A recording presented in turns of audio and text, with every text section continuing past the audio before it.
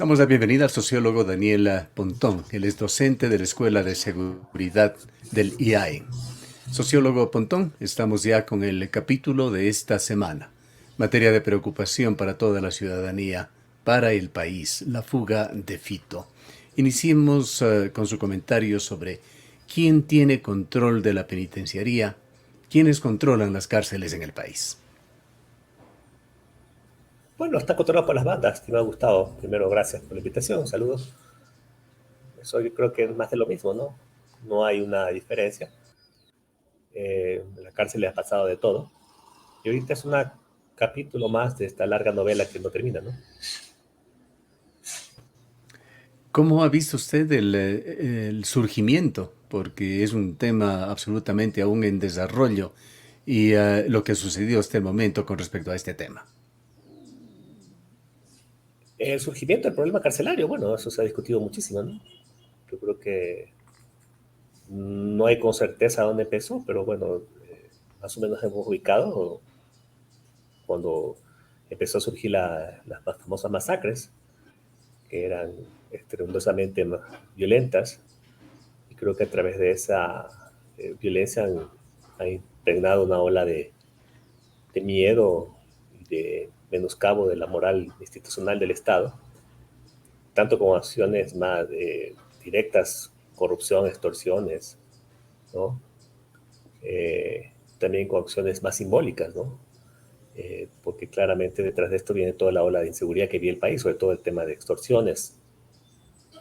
Pero al final de cuentas es un problema que se ha venido desarrollando por muchos años y cada vez al Estado se le hace mucho más cuesta arriba a poder revertir esta situación.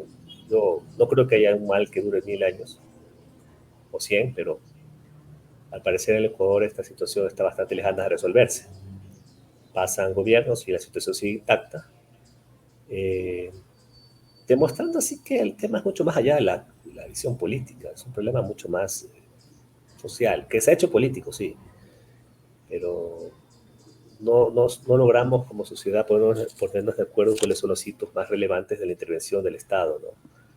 Tal vez por desconocimiento de las autoridades, tal vez por interés de no resolver el problema, también puede ser un tema, o simplemente el hecho de que ya el crimen haya tomado tal nivel de envergadura que cualquier situación que se tome puede ser infructuosa, que eso sería lo más lamentable, ¿no? Pero yo personalmente creo que si hay decisión se puede revertir esta situación y a veces tomar conciencia de que hay, como dice, en los detalles está el diablo, ¿no? Estos temas tan triviales como, por ejemplo, mantener el control de un recluso de alto nivel de peligrosidad, uno de los hombres más sonados y más famosos del país en materia criminal. Que se les escape de la forma que se ha hecho es lamentable y lastimosamente creo que pone la situación de una manera muy adversa para la sociedad en general y para el gobierno, porque es un gobierno que está empezando, ¿no? Parecería ser que esto es una crisis que genera una crisis importante en la credibilidad del gobierno respecto a su capacidad de poder marcar un punto de diferenciación frente al gobierno anterior, que fue incapaz de controlar la situación. Y la pregunta es, ¿qué más se debe hacer? ¿No? Ese creo que es el punto. ¿Qué más se debe hacer para el tema carcelario, para revertir esta situación? Al parecer está tan penetrado el crimen, las bandas criminales en el manejo del sistema penitenciario a través de la extorsión, la manipulación, la corrupción, que al parecer los presidentes, los gobiernos se quedan sin ningún tipo de mecanismo instrumental para poder operar esto, ¿no? No quisiera pensar que aquí hay intereses malévolos, esquinos de la política, de cualquier factor, facción que hayan estado detrás de todo esto, porque también se está diciendo mucho eso en las redes sociales. Creo yo más que es un nivel de inoperancia bastante preocupante, ¿no? Es Y que esa surge este inoperancia, tipo de preguntas, pues si Fito no fue el preso, la persona detenida más importante en el país, sin duda era el más peligroso. Entonces nos preguntamos los ciudadanos de a pie, ¿qué hace el gobierno? ¿Qué medidas preventivas toma una persona que además dice y puede decir mucho de la imagen del propio gobierno, de la imagen de Ecuador. ¿Cómo es que no se tomaron mayores precauciones? Ahora se especula incluso, y esto con testimonios que sabemos ya de dónde vienen, que aseveran que la fuga habría sido hace varios días. No, desde luego, esto se hizo con planificación y posiblemente ha sido muchos días atrás, no ahora, porque el tipo tenía una capacidad, una astucia que a veces sorprende a propios y extraños, ¿no? A ver, vámonos meses atrás, el señor Fito estuvo recluido en la roca, ¿no? O el gobierno, luego no recuerdo si fue lo que pasó en julio, el año pasado, con la última masacre carcelaria que hubo, se decidió mover a esta señora a la cárcel de la roca y él, con una medida cautelar, una acción de un juez, decidieron trasladarlo de nuevo a la regional.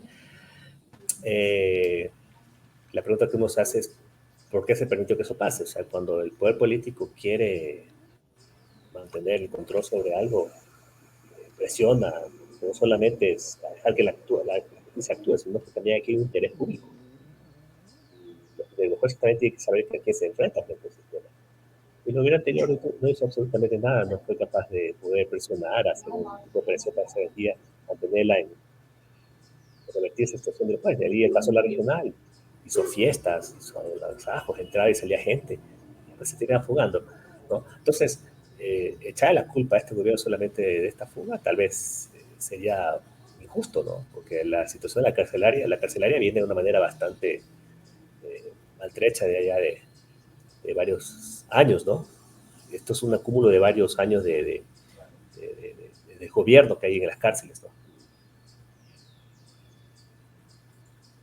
Pero es un tema que sin duda pone cuesta arriba a la gestión del gobierno, particularmente en materia de seguridad, cuando se ha venido justamente reclamando a nivel del país el Plan Fénix, que se supone, esto insinúa el gobierno, se lo tiene estructurado y se lo conoce, pero fuera de los círculos gubernamentales nadie lo conoce y aparece este pésimo síntoma.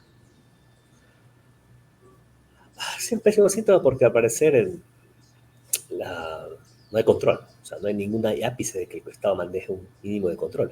A ver, es lógico que el gobierno no tiene un plan, porque es un problema enorme que tiene el gobierno y hasta ahorita yo me he puesto a pensar por qué se les ha hecho a los últimos gobiernos tan costoso tener planes, ¿no? Porque el gobierno anterior fue igual, ¿no? Cuando me preguntaban sobre la Secretaría de Seguridad Pública del Estado, si había sido efectiva, obviamente no, porque una de sus misiones fundamentales era hacer un plan y nunca lo tuvo. ¿Sí? Entonces, por lo tanto, no marcó la diferencia. Eh, Más allá de otras cosas que se debe haber hecho, ¿no? Pero el actual presidente creo que peca de pecado de ingenuo en creer que con anuncios va a cambiar la realidad, ¿no? Eso es un gran problema, pero al parecer hay una intención de intervenir directamente sobre el sistema carcelario, lo cual yo estoy de acuerdo. O sea, si usted no compone el problema penitenciario, va a ser muy difícil revertir la adversa situación de inseguridad, ¿no?, que tenemos. Y frente a eso necesito tomar decisiones muy duras. Y frente a ello, por ejemplo, el anuncio de construir cárceles de máxima seguridad y todo eso, que tarda su tiempo, no es de la noche a la mañana. Y tomar un control sobre las cárceles generó incomodidad en esta gente, porque obviamente él se anticipó al anuncio del gobierno de que iba a haber traslados de ubicación de estas personas de peligrosidad a la cárcel de La Roca. Me parece lo que está evitando el señor Fito es eso, ¿no? Si yo no me voy a bancar de... Craso error de comunicación allí en el intermedio. Puede haber un error de comunicación, pero en todo caso que hay una decisión de intervenir el sistema penitenciario en general. Y los motines que estamos viendo aquí, hay gente que dice que son auspiciados políticamente, pero yo creo que es una respuesta a eso. Ya ha habido anuncios la semana anterior de facciones criminales que se han opuesto, han dicho va a haber guerra. A ver, esta gente no va a querer cambiar su estado, su statu quo ahorita carcelario, o sea, va a querer reaccionar frente a cualquier persona que se ose cambiar esa realidad. Entonces, cambiar la realidad del sistema penitenciario es un tema conflictivo, eso se debe entender. que eso es así, para eso opera la inteligencia, que nos permite anticipar en acciones, que nos permiten neutralizar estas acciones estruendosas y complicadas. Eh, y eso me parece que no está claro, ¿no? Porque de alguna otra forma uno puede anticiparse a estos escenarios. Lastimosamente no aprendemos. Este gobierno, lastimosamente, el problema de seguridad, cómo se ha manejado, es que no se ha hecho un cúmulo de saberes respecto a errores que se cometido en el pasado, y se sigue repitiendo los mismos errores, ¿no? Mismos errores. Entonces, frente a ello, es muy compleja poder operar con un cierto margen de certeza y de estabilidad para poder tomar decisiones importantes. Pero yo creo que el gobierno no debe doblegar su pretensión, porque eso sería lamentable, ¿no? Hay dos alternativas, es decir, como decía el secretario de Comunicación, no hacer nada o tomar la decisión. Yo creo que la decisión del presidente está tomada, cueste lo que le cueste. Eso tiene que cambiarse, porque no hacerlo es peor para un país. Yo creo que ese fue es el gran aprendizaje que debemos tener, ¿no? En los últimos 6 años. El presidente lo que ha hecho es patear el asunto, no ha intervenido por temores a empresarios, etcétera, etcétera, o hacer medidas muy parches, muy tibias en un corto plazo. Si la decisión es cambiar, yo creo que eso le debe más bien dar una brújula de dónde está parado, en qué está sentado, cuál es la maraña institucional de corruptelas que se genera, que eso es lo que debe reflexionar, que frente a eso tiene que actuar, porque si sigue esperando eso, la situación se va a seguir yendo de las manos, ¿no? Y eso me parece que es claro, ¿no? Yo creo que la decisión de cambiar esta petición tiene que mantenerse. Obviamente, cómo se minimiza esos impactos o esas reacciones criminales debe ser una estrategia, es parte de la estrategia. Pero es muy complicado cuando no hay plan. Justamente para eso son los planes, más allá de que lo difundan o no. Yo creo que debe difundirse. Los grandes lineamientos del plan deberían difundirse, pero ya las estrategias claras y concisas deben ser reservadas, pero al parecer no hay plan. Entonces eso me parece que se está pagando mucho precio a la improvisación. Mucho ¿Qué precio a la tan improvisación. serias pueden ser las amenazas de las mafias? ¿Cómo debería tomar esto el gobierno? ¿Cómo la sociedad? Pues es que ellos trabajan alrededor del miedo, ¿no? Ese es el punto. Eso. Y claro, el miedo lo traducen en violencia, en acciones delincuenciales, terroristas. Y ya lo vivimos. Vayámonos al año 2021, ¿no? Donde claramente tuvimos varios eventos, el 2022, donde hubo una serie de revueltas, producto de decisiones que se tomaron y que generaron terror en las calles de la costa, sobre todo. Eh, pero son ciertas, pero hay que enfrentar esa realidad, no podemos evitarla. ¿Cómo se produce? Con capacidades, con inteligencia, con acciones que no revistan mucho más de la improvisación, porque este es un golpe de efecto muy fuerte a la credibilidad del Estado y sobre todo a sus instituciones, que son claves, ¿no? Yo no sé si es que el discurso ¿cómo es el relato ayer que nos dio el secretario de Comunicación de que hay que felicitar a las Fuerzas Armadas y Policías en esta situación haya sido lo más deseable, porque claramente aquí hay una clara negligencia institucional frente al asunto, más allá de que política es institucional, porque se le está yendo el principal, el hombre más buscado del país en las narices de todo el mundo. Ahí, eso me recuerda ya cuando en el año 2094 o 93, Pablo Escobar se fugó con un cerco de más de 1.500 policías. Y claro, la pregunta es, ¿qué pasó? Eso llegó a tal nivel de crisis y de lamentación social que generó cambios importantes. Yo creo que se necesitan cambios. Por ejemplo, yo creo que el presidente debe dar golpes de efecto en ese sentido. Pero yo no veo que se tenga la decisión de tomar esos golpes de efecto. Yo por lo menos pondría un punto de asiento, por ejemplo, se me ocurría cambiar el SNAI, por lo menos reformar esa instancia y ubicarla en un ministerio, no sé.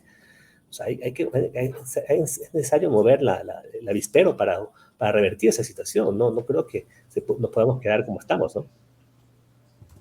Posiblemente recordará usted aquellos sucesos de los años 90, 93 en Colombia, cuando se desató una guerra del narcotráfico liderado por Pablo Escobar y por Gonzalo Rodríguez Gacha en la ciudad de Medellín.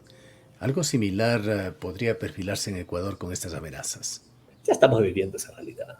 O sea, nosotros estamos super a la ecuatoriana, ¿no? Nunca se repite 2 veces la historia. Pues son realidades distintas. Pero la estamos viviendo de una manera muy a la ecuatoriana y con episodios terribles, ¿no? Creo que ¿dónde vamos a parar? No se sabe, tal vez a un escenario peor. Pero no nos distanciemos de la realidad colombiana en este momento diciendo todavía estamos lejos de llegar, porque ya llegamos, ¿sí? Ya llegamos. Yo creo que es un tema que nos hace falta meditar, porque siempre tenemos ese referente que Ecuador todavía es un lugar, digamos, distinto, pacífico, etc. No, Ecuador es un país extremadamente violento y las cifras demuestran lo que digo, ¿no? O sea, tener una tasa de casi 46 por cada 100.000 habitantes es un claro ejemplo a dónde hemos llegado, ¿no? 46 fue la cifra final oficial. Así es. Gravísimo. Ahora, esta situación de la fuga de Fito no se sabe aún cómo afectará al gobierno, cómo afectará esta especie de luna de miel inicial, cómo afectará a la consulta popular. ¿Qué son las cosas que no deberían seguir sucediendo y cuáles deberían ser los pasos correctos del gobierno para revertir esta situación tan delicada que se ha dado en este fin de semana? Bueno, creo que necesita dar un golpe de efecto duro. Esperemos que sea ubicado este criminal rápido. La recaptura, yo creo que es el trofeo más preciado en este momento. Deben estar activados los mecanismos de inteligencia del país para dar con el paradero de esta persona. Posiblemente yo creo que no quisiera sospechar que esto también ya no es institucional, porque lastimosamente ya sabemos dónde va todo esto, ¿no? Yo ayer decía, ojalá esto no sea una especie de ley de fuga, ¿no? Se constituye una especie de ley de fuga, ¿no? Donde básicamente eso se constituye en un asesinato, no creo que de la policía, pero tal vez por un tercero. Básicamente encontremos al señor Fito muerto, ¿no? Porque el señor tiene que dar cuenta a la justicia y también tiene mucha información, ¿sí? Ese es el problema, que no hemos casado con el caso Norero, pero que hay una ola de criminales mucho más peligrosos que el señor Norero, que tienen toda una estela de protección y que cuando salga eso a la luz, imagínense. Creo que el presidente tiene que mantener digamos, su decisión incremental de intervenir en el sistema penitenciario. No hacerlo creo que es mucho más costoso. Nos va a costar, ¿sí? Hay que evitar este tipo de errores. Yo creo que el tema de aprender del pasado es básico. A veces me parece que eso no está pasando. No sé si por incompetencia o por deliberado, o una mezcla de las dos cosas, ¿sí? Pero creo que eso le hace daño terrible al gobierno. Tercero, defender su consulta, porque si ya se lanzó la consulta, tienen que mantenerla, es una promesa de campaña. Y yo no creo que la consulta sea del todo mala. Aquí sale los genios, ¿no? Todo el mundo hablar. Sí, este tema quisiera preguntarle. La consulta ha sido muy criticada, sobre todo por la mecánica, por la logística, en forma coincidente. Varios expertos en distintas materias coinciden en que mucho de esto, la mayor parte, con excepción de una pregunta, podría haber sido cancelado en coordinación con la Asamblea Nacional sin necesidad de una costosa consulta.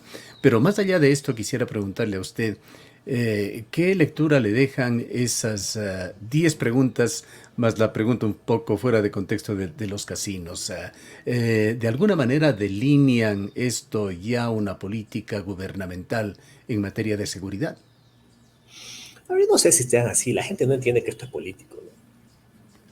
O sea, estamos yendo de eso, de abogados, y a veces los abogados entienden de leyes, pero no entienden la parte política. Y la seguridad es un problema político, ¿no? Y el problema de la seguridad es que también gobernó un gobierno que era extremadamente débil. Y cuando quiso lanzar una consulta que también criticaron por lo mismo, que no era oportuna, que decía cosas obvias, etcétera, la perdió y después sabemos lo que pasó, ¿sí? Entonces, él lo prometió, él tiene ahorita capital político para hacerlo, y tampoco técnicamente creo que es malo, porque aquí está en juego muchas cosas. Sí, hay cosas que se puede hacer por ley, pero la pregunta es, ¿se puede hacer eso tan rápido? La ley necesita un tratamiento. Eh, y esto realmente implica, con la consulta implica ya una activación mecánica de ciertas cuestiones que deben operacionalizarse y no dejar un poco al juego del interés político. Es una consulta directa al ciudadano, por ejemplo. Hay otro tema que aquí está en juego, que es básicamente el accionar de Fuerzas Armadas. O sea, si usted se va a jugar por el recurso de Fuerzas Armadas, usted no me basta con la presencia. Ya sabemos de que la presencia de Fuerzas Armadas impone respeto hasta un punto, porque ellos han pasado transitando por el territorio ecuatoriano sin ningún tipo de efecto. ¿no? Disuasivo, digamos, ya no infunde respeto. Pero las Fuerzas Armadas tienen que empezar a hacer uso de su capacidad de fuerza. Y aquí es lo que está en juego, por lo menos la primera pregunta es eso. Yo tengo algunos reparos respecto al tema del tercer ítem del anexo, que básicamente decía el COSEP definirá el mecanismo de evaluación y fiscalización en materia de derechos humanos. Eso me parece que es peligroso, pero en todo caso aquí está en juego eso. ¿Ya?